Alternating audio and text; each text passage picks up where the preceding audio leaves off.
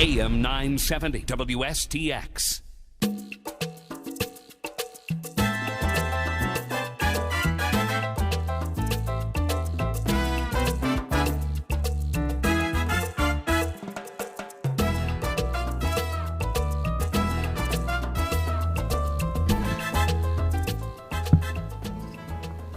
All right, folks. I want to say we're back, but really we didn't go anywhere. Gerard is still right here in front of me. No, I left. You forgot? You did? Yeah. Oh, I was just having such a good time. You didn't see me? Either that or I ain't eat nothing this morning and my belly took over and I just couldn't You're hallucinating. You know what I'm saying? Anyhow, we got to talk to Doc about that. Anyhow, let me just show this one in here again, because we were talking about the summer camps. Yeah. And then I was talking about come home to St. Croix and the fact that there's so much to see down at the Landmark Society. And I say that, folks, you know, when you live someplace, you have a tendency to take for granted what you have there. And this is something that I can attest to. Okay, I experience it personally because it's always there. But I can't see it. The beach, that's now, you know. But seriously, you have a tendency to take it for granted. So I remember when I brought some people over here and we did a different thing and we went kayaking and we went to the Salt River and I experienced the bioluminescence there at the bay. And I'm saying, wait, no, I there all these years, this, there, and only now I get into it. Other people coming to visit? It'll be like that. When you go away to school, you meet these people. When they find out where part you live, they ready to come home with you for Christmas, spring break, and everything. Okay? That's just the way it is. So, folks, we have to break that cycle. St. Croix is a special place, especially if you live here. It's a special place every day. Take advantage of it. Go out and see all of these different things, all right? So I want to play this here again about the Discovery Camp because it's it touches on something that is very important, which is the involvement of our children, the involvement of parents and guardians or what we're going to call team leaders. A special relationship to go out and experience something and have memories to have into the future. All right, so let me play this ad here because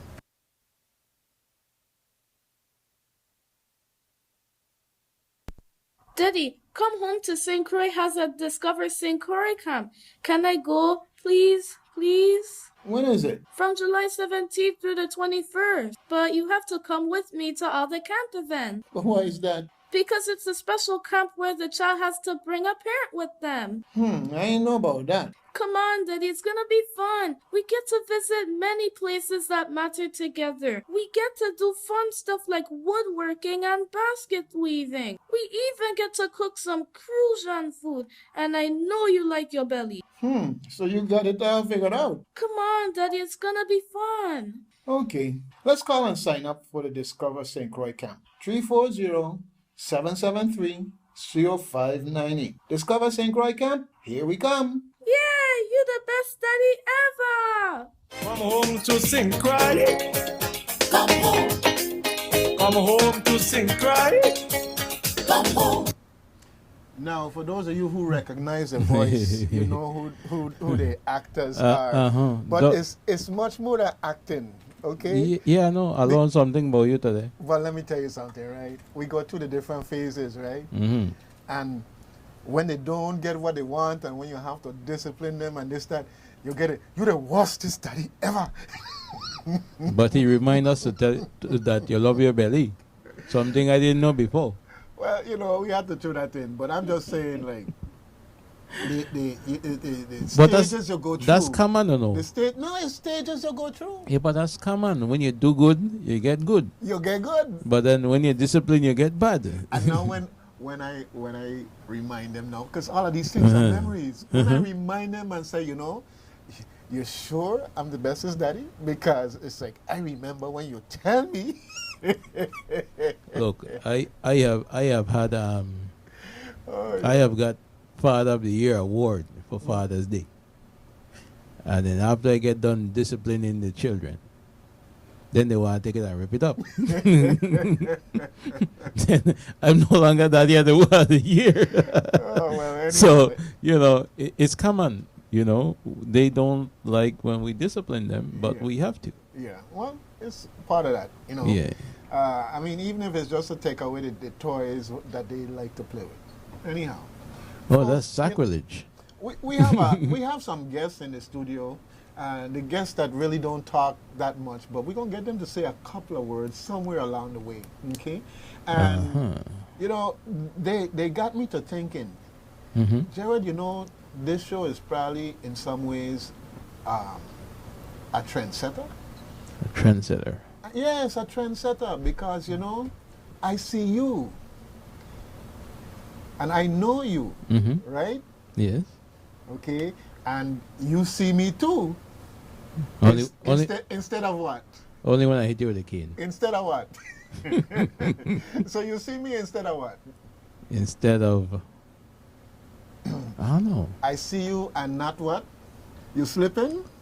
I see you and not what? I'm going to have to No, say no. back to Okay, this. no. I'm going to have to send you back to I this. know what you're trying to say now. See me and not my disability.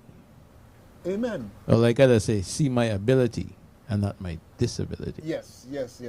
Well, we know, in my case, you can't see mine, you don't hear it. Oh, yes. I promise to walk with some duct tape and what. All right. So, I forget anyhow, home. tell us a little bit about this, because, on Wednesdays, there is a meeting, a regular meeting that goes on at a place in Siam Farm. Independent living. Independent living. All right. Independent living. In other words, the fact that I have a disability doesn't mean that I want everybody to do something for me, as opposed to I would like to just be independent and live my life. Right. And so we have that meeting that goes on there, and regular people attending from time to time. And you had some visitors yesterday. Yeah. Quite interesting. Talk to me. Tell me about it. Well, they were doing they came to do a documentary on what it was like going through the last two hurricanes we had, Irma and Maria. They wanted to know like how it was during and after the storm. Trying to document it. And so they're here documenting some stuff.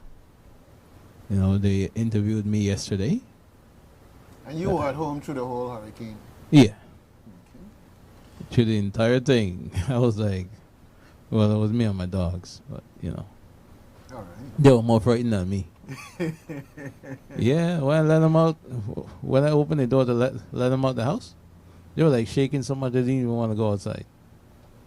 Yeah. I was like, oh, if you, All right. Well, let's say if you guys frightened about me. Okay. Well, I see the phone here ringing. Let me see if somebody trying to talk to us here. Good morning, WSTX. Morning, caller.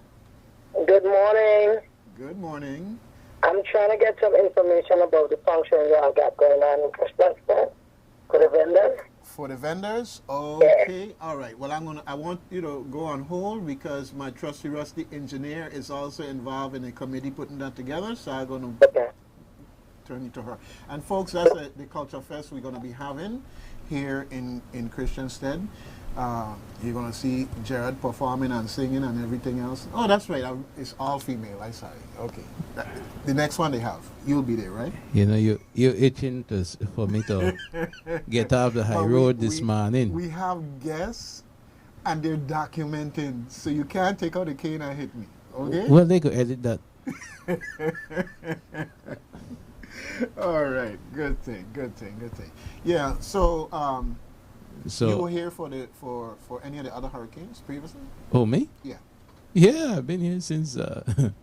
I've been here for David, Frederick, Hugo, Marilyn, yeah. Rangway, Lenny. Well, Hugo for me is kind of like where it all started, in the sense that for all these years you hear about hurricanes, but we never got impacted for so many years. Yeah, you know, because when I was a little boy, when David and Frederick hit, so we were like, okay, it's, you know, no days for school for a couple of days, high wind, little water, you know, so you're thinking of hurricane that way. Man, when Hugo hit, you were like, oh, me want to see this again.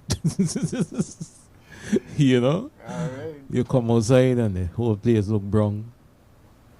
You know, all the leaves gone off. all the leaves gone off the trees. You know, where we live in Hamburg, you know, my dad has like a 2-story house. So you could see for miles. Yeah, so you know, we look out one of the front bedroom and we look over the Tamarind Estate, and there was like a couple of houses that was like prefab houses.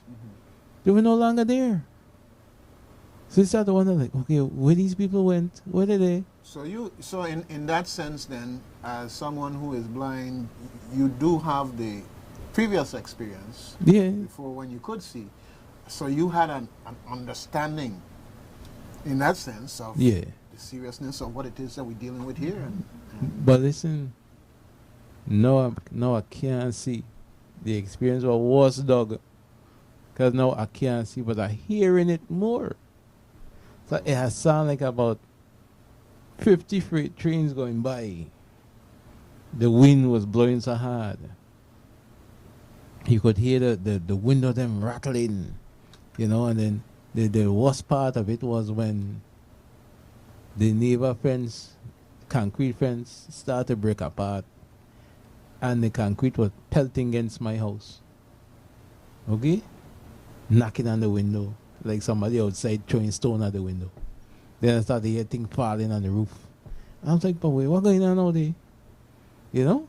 And something get loose and was tapping on the window like the neighbor trying to get in. I said, well, what the hell? Somebody in the yard trying to come in the house? You know? Yeah, it's quite a oral experience, and I say that a roof came off next door to my house and landed in the yard, and the wind was moving this thing, and it's scraping the galvanized scraping on the concrete. Yeah. It sounded like a monster was out there in between agony or rage. Man. And it was something. But the thing was when my little shed exploded. It sounded like somebody set up a bomb in the yard. So I was like, what was that? Yeah. I said, no, this is something else.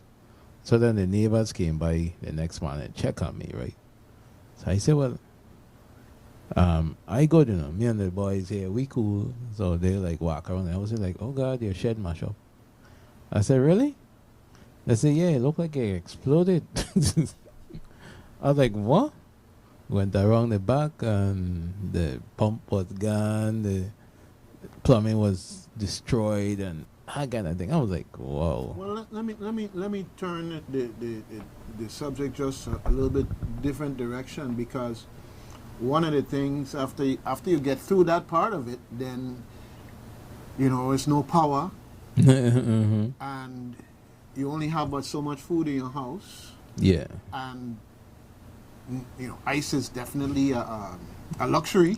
You know. So well, how did you make out relative to navigating, seeing how mashed up the place was? Well, for me, dog, ice was a necessity because I needed to get my instinct cool. So it was a godsend that I had such kind and loving neighbors. You know, they offered to hold my insulin for me in their fridge. They had a generator at the time. And they would hold my insulin in their refrigerator. Then I had a Jimmy rig thing I find around the house that I rig up with a car battery and an inverter so that I could charge my phone and things to like. But then I said, well, why charging phone for? The system ain't working. You know? Oh, yes. Yeah, oh, but yes. you know, I used it to charge my digital player for the talking book library.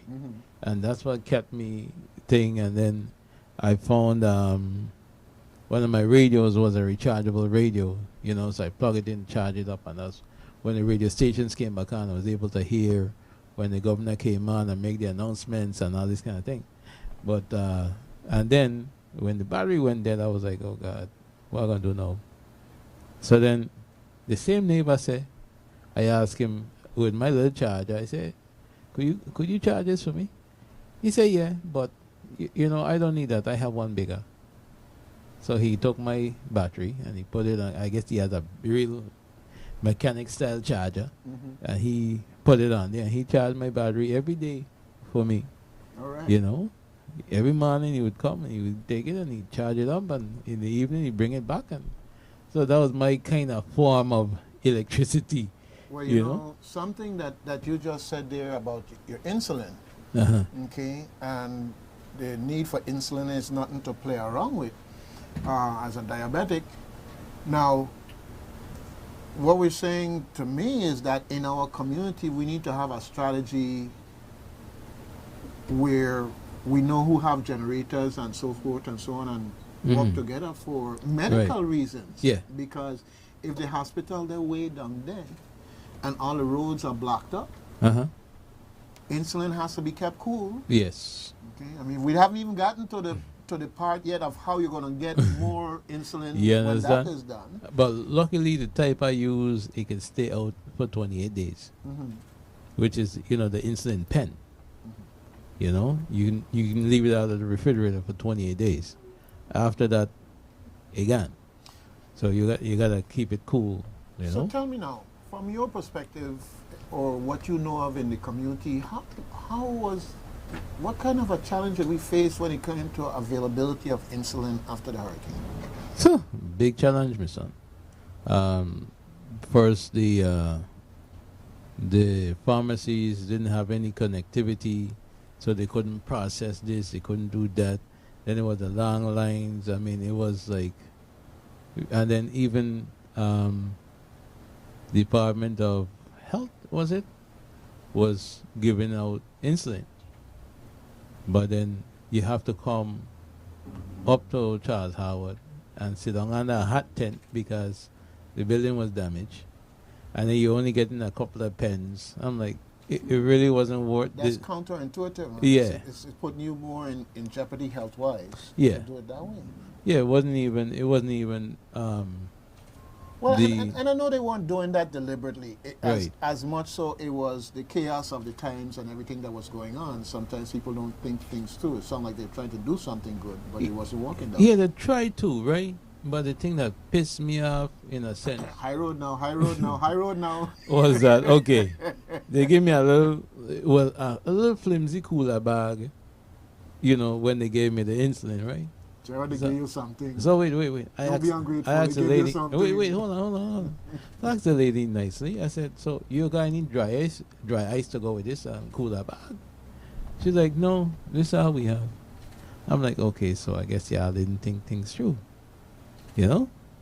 Because I'm figuring, okay, if they give me the dry ice, I could at least put it in there with my insulin, you know, and that when my neighbor fridge running, I could put it in there and freeze it and keep some insulin nearby, you know, cool, you know. So I'm like, okay. I said, well, thanks a lot, you know. And I made do with what I had, but I'm like, you know, they need to think things through, because I'm not the only diabetic here. Yeah. You know, and I see the what word I looking for there? I see the need for them to do better. You know, and I found out after the fact that there was a program that once you are medically cleared, you could get a small generator and a fridge through the Red Cross.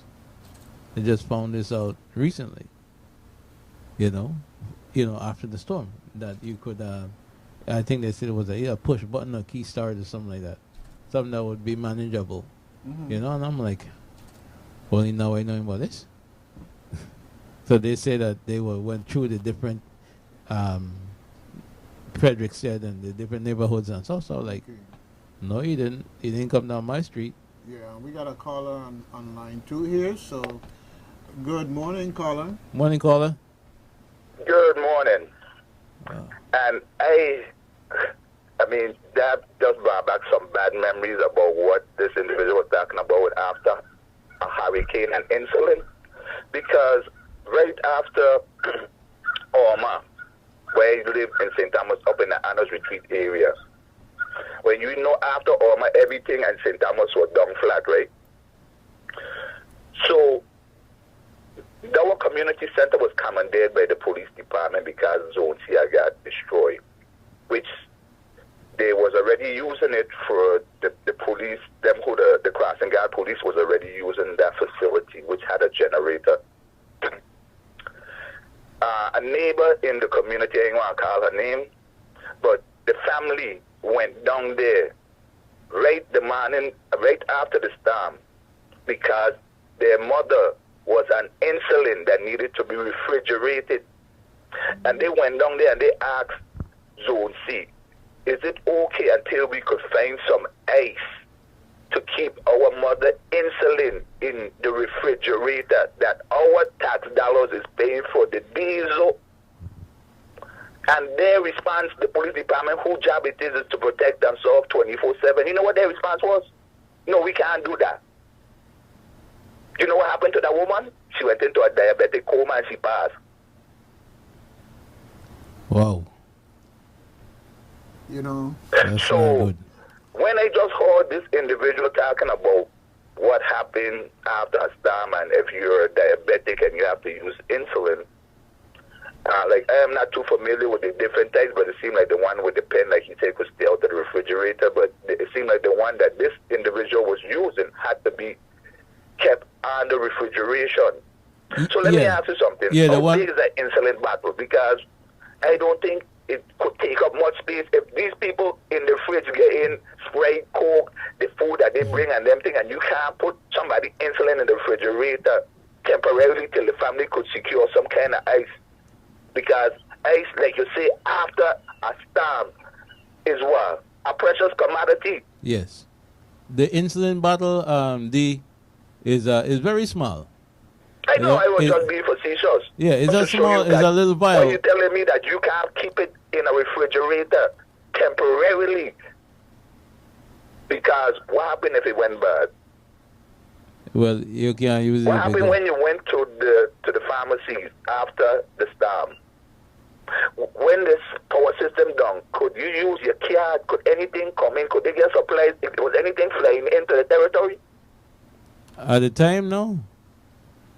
No, Exactly. all the ports was closed. So what does the police department take? What is their job? What is their duties when it comes to the citizens? it's to protect and solve. To protect and solve 24/7. So That's how what are you it said. protecting and solve if I telling you my mommy need her insulin refrigerated and you have a generator running 24/7 in a facility that was ours, which was the community center that you come on there because what happened? The government didn't want to spend money. Maybe they have money to build a facility for you, so you come on there, our facility, and now you're telling us, oh, we can't even keep a family member insulin refrigerated, which led to this woman's demise. Well, clearly, whoever that person was in the police department communicating with that family, that police was not thinking straight. You know, that's just plain dumb. Okay, but I want to be kind and say I don't know what kind of stress they were under that was affecting their thinking process. Maybe they're not trained and attenuated to medical type of things that they need to be, attentive to and sensitive about. The police, when they go for training, they don't get how basic first aid training, a tourniquet, how to what you call it again, mouth-to-mouth resuscitation. They don't get basic training. Would you need to have basic medical training if you know somebody's a diabetic and they need their insulin need to be refrigerated? What kind of training you need for that? Well, Huh? the simple sit down. What kind of sensitivity training? No, Same but follow police me. department that is always, when you go and you ask a simple question, That is the police department. But that's the problem. Have you not have any dealing with them? How come the police department right now they have body cameras? Okay. Take the high road, Devin. I understand. You know why I'm so upset with the police department? Because of what I am going through currently with the police department. Explain to me, dog. If you get a citation, right, you're driving and your car, for whatever reason, have a violation, and your car have to be towed to your residency. And there's no statute that gives the police department the authority to say, well, you can't call your towing service. You know what happened in my case? The police officer, a woman, told me I couldn't do that. And she called her boyfriend who have a towing truck, who towed my car. Right? That's and kind still of have my car going at 2.5 years. That's telling me kind I of going for interest. storage. Now, explain to me, right, how this occurred. And when I went and I showed them this is a violation of civil rights. Civil rights. Did Martin Luther King get killed in the civil rights movement? Do we have his body as a national holiday in January? Yeah. Then why don't the Attorney General office have a civil rights committee anymore? Why did they disband it? Nobody's civil rights don't get violated in the Virgin Islands. Just about every day. Every day. So exactly. So where's what recourse do you have? Well, okay. I hear when people tell you, "Oh, go get an attorney, go get an attorney." How much people could afford an attorney? How much people like the idea of even having to go in a court room? Let me ask you, how much people have discretionary income that they could go and retain an attorney? How much is the WAPA bill? How much is gasoline at the pump? Well, how much is food in the supermarkets? I was about to say, WAPA see to that we don't have that disposable income anymore. How much is your salary again? Here it is, May Farmer, WAPA, local, 602, haven't been given a raise since July 2012. It's July 1st Monday at 2019, which will make 7 full years. Yeah. Okay, Devin. All right. Devin, I understand your passionate feeling about it. Okay, and you've made your point several times over. All right, and it's unfortunate that you have people in positions of trust who abuse their position of trust. All right, and clearly, as you describe it, that policewoman had an ulterior motive for what she did. Okay. You know why the man want my car? Because my car is a 2009 BMW hardtop convertible twin turbo. That's why they want my car. Now, how are you going to tell me, oh, I can't call my friend who have a towing service that would have towed my car, and when I get my SSI, I would have paid him. But, oh, I have to use your friend? No, but but the bottom line is that what was done is illegal. What was So done you is use the fact that you have the power of the police department because you have a gun and a badge. That's coercion. But we established then that. That's me. what I'm saying. That's what I'm saying. You see why crime is out of hand in the Virgin Islands? But Devin, Devin, I'm trying to. And I don't wonder why people that take it into their own hands. I guess the brakes ain't Okay, working. Devin, the brakes is not working. You're going on and on and on. Devin. The point is made. We're with you. The point is made, but you have to stop now and think where you're going to go from there. Because the fact of the matter is, if they still have your car and you want your car, every day that they continue to have that car. So I already went to court. And now I'm suing the police department. Okay. I already got an attorney to do it. I'm just waiting for him to get back in the territory. I'm just asking you this. Did you get your car back? Or did they give you the equivalent value of the car? That's what I'm trying to find out. Where are you with No, this individual still have my car. All right. Because when I went to small claim, you know what the magistrate said after submitting the finding where the officer, when I went to internal affairs, she admitted to stopping me from calling my record service. I went and I got the procedure from 911, which dispatched these individuals, which says if the police department is requesting a record service for a citizen, the citizen have the right to call their specific record because there is no statute that will give the police department the authority to do what they are doing. So if there's no statute and it's only a procedure, we don't have to, we don't adhere to law. We don't adhere to procedures for employees. Okay, Devin. So let let me ask you something. This No, before, no, police you're not, officer you're not, right now that is Devin, federal incarceration for the same. Devin, okay, Like, no, I ain't. you're saying the same, okay, I didn't do that. I didn't do that. That happened by accident. He is so upset with this thing. I think he hung up the phone. he hung up himself. Yeah. He is so upset because the thing is you're seeking to get to justice. But that's a nice car, though. I know that, but we're seeking to get to justice.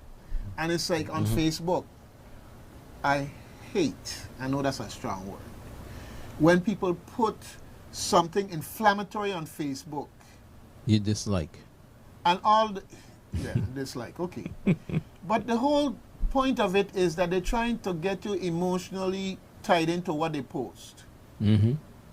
But they don't have any information to say that you could take it beyond there to see where things went. For instance, okay? Mm-hmm. You see people complaining about something and you can't tell what it is they complaining about because there's no detail in the complaint.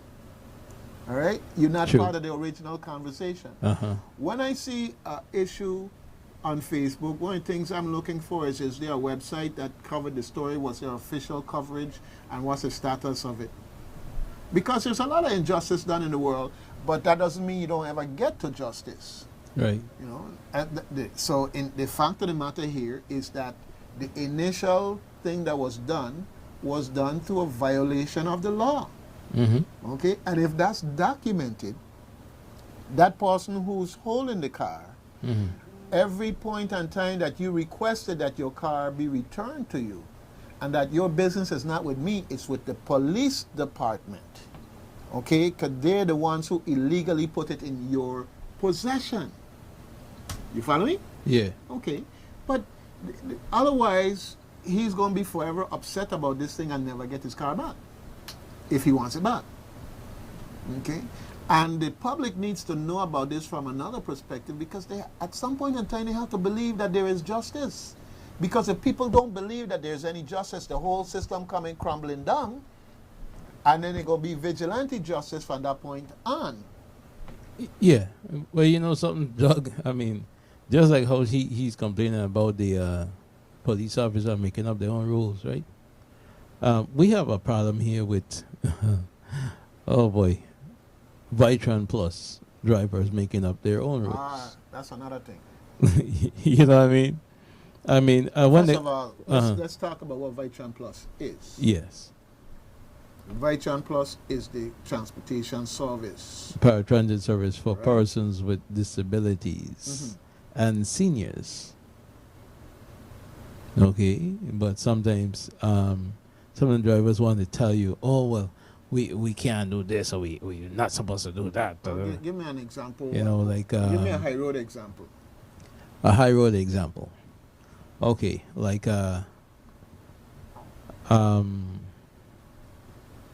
here's an easy one. See, like a person who's visually impaired, right? And may not know the way to their gate, or well, to the parking lot, right? From their house. Maybe they live in a housing project, a complex, or whatever. Let's break it down. Can you be long-winded now? You get like Devon now. Yeah, well, in other words, you blind. You come blind. I can't find my. And they can't walk in your yard and allow you to be guided by them. Right. To where the vehicle is. They can't walk in your yard. That's what they tell you.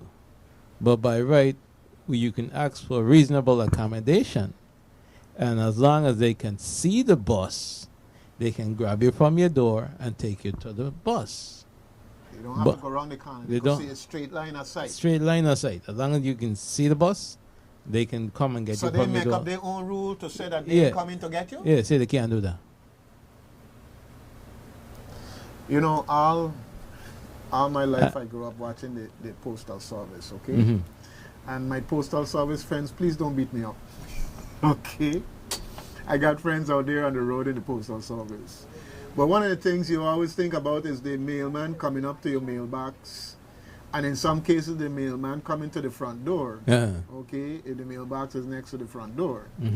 Now we have a thing where the mailbox have to be planted outside so that they drive up and they could find the vehicle, put it into the mailbox. In other words, then you're hearing that they can't come onto your premises or this or that or the other.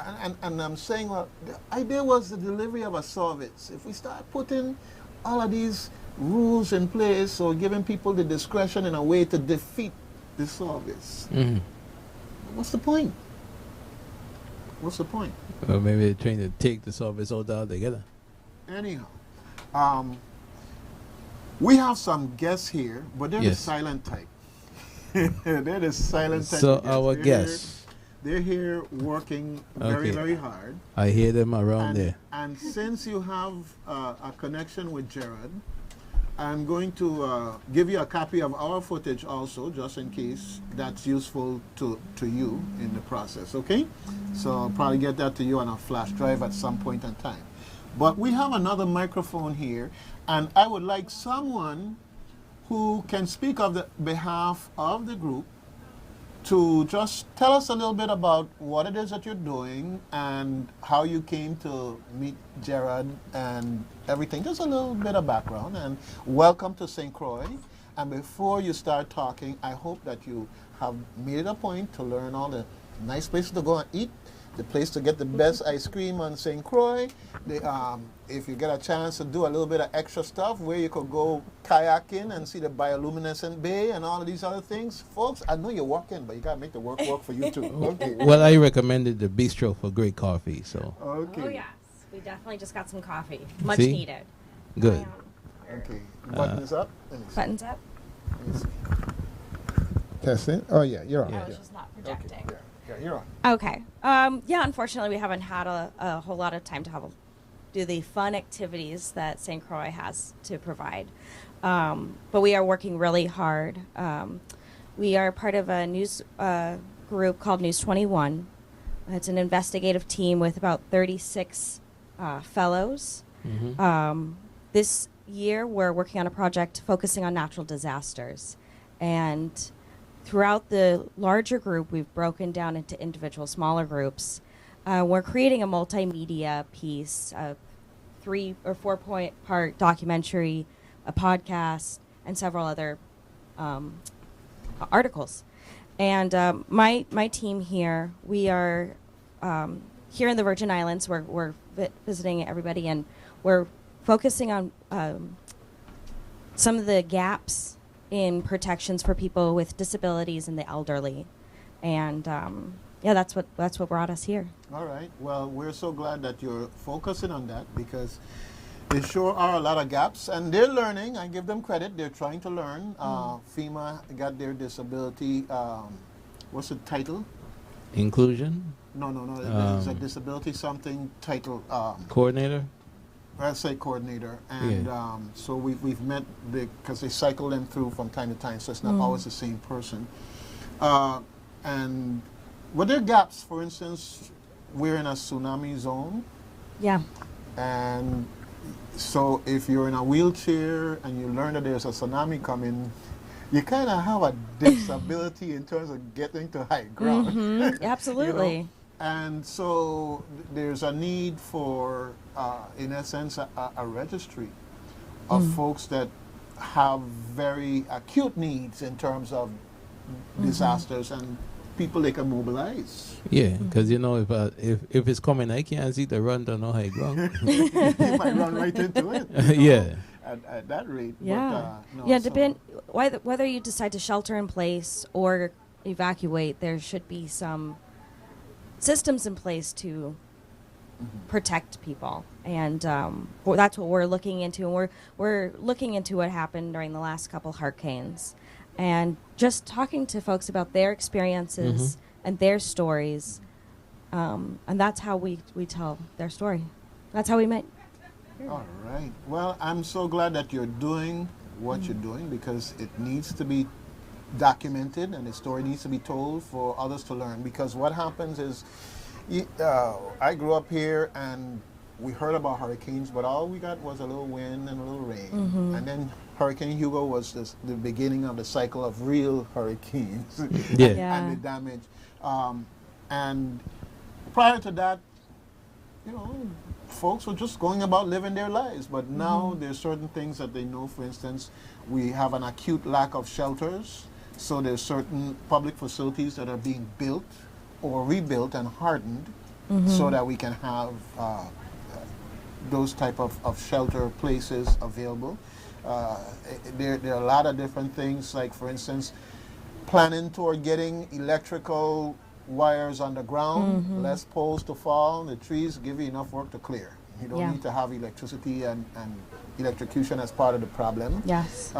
In that sense. So they're learning. The challenge now is, from my perspective, whether the federal government is truly going to follow through on the premise that if we fix it right the first time, we won't have as much damages and as much costs, and you benefit in the long run, because every time we have to put up the poles all over again, Yes. you know, Yeah. usually we're relying on them for help to get it done. So Preparation. we're partners in this, and we want it to work.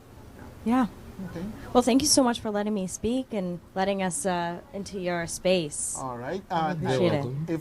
If it's okay with the organization, if you could just tell us the names of the persons here and just a little thing about them. Yeah, yeah.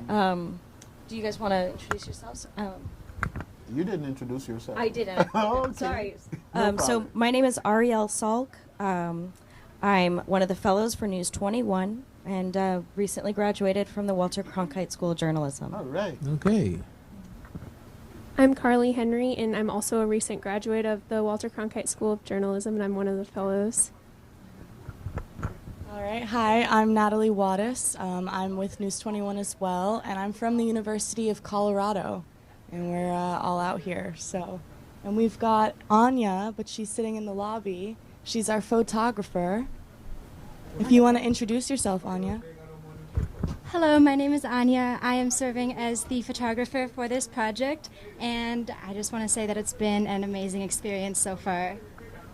All right. Well, thank you for coming to St. Croix. Thank you. And, you know, if you have to put on a job action to make sure you get some you time into it, then you do what you got to do. Tell them you got a lot of people here will support you. Okay? Great. Wonderful. Thank you Okay. so All much. right. Okay, News have a News good 21 is which network? So News21 is an annual project that produces a single investigative, documentary series and articles that get shared kind of like a newswire.